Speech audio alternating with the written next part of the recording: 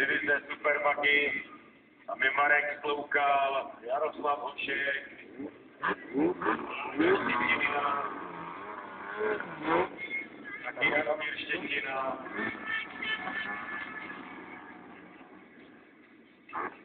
pak by tam měl být Válček Havránek a Pavel Janoušek. Tady jde taky o hodně, především u těch chlapců v první řadě. Jaroslav Hošek odpustí, že říká chlapců. To je závodník, který tady závodí možná už pátou závodnickou generací. A prostě smekám klobouka, jestli se nepletu. Tak Jaroslava, když já jsem se začanek vidím jenom v první řadě, nikde jinde, než v první řadě, skoro vždycky. Máme tady volnou, nemáme? Ale Pepa odstřelí. Zůstal sedět. Neodstažen. Zřejmě budeme řešit až odjíždí do rudy.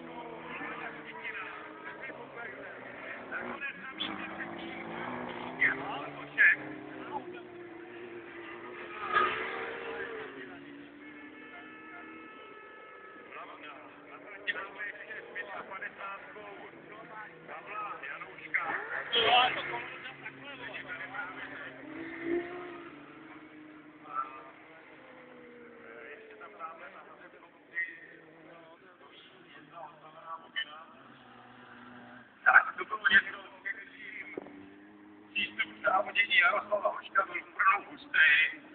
Bleskou taková reakce, nejlepší start, to teda Boděš mohl si vtáhnout dobrou, pak se pokusil Marka s ploukama zavřít.